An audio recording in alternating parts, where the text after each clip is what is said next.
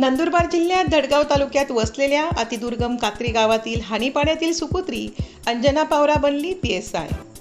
अंजना मनोज पावरा ह्या KSV Thakar junior कॉलेजच्या 12वी आर्ट्स 2016 बॅचच्या माजी विद्यार्थिनी आहेत।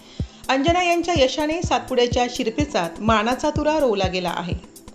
धडगाव तालुक्यातील कात्री गावाची सुपुत्री आणि आचपा गावाची सून अंजना मनोज पावरा यांची पोलीस उपनिरीक्षक PSI पदावर निवड झाल्यामुळे संपूर्ण परिसराची मान अभिमानाने उंचावली आहे।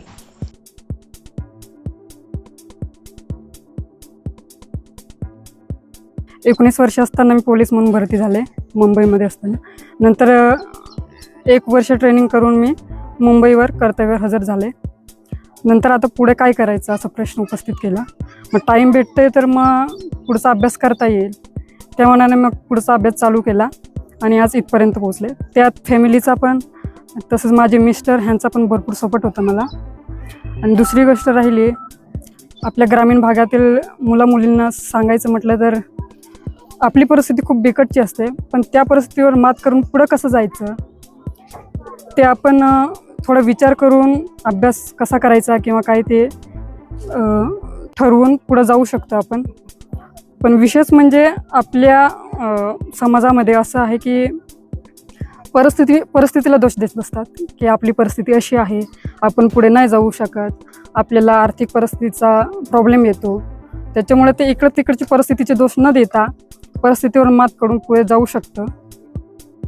अत्यंत दुर्गम भागात आणि भौतिक साधन सामग्रीच्या अभावात वाढलेल्या अंजनाने आपल्या जिद्दीच्या बळावर हे यश मिळवत मेहनत आणि चिकाटी असेल तर काहीही अशक्य नाही हे पुन्हा एकदा सिद्ध करून दाखवले आहे। महाराष्ट्रात खुल्या प्रवर्गातून 362वा क्रमांक मिळवत त्यांनी केवळ आपल्या कुटुंबाचा नव्हे तर संपूर्ण धडगाव तालुक्याचा अभिमान वाढवला आहे।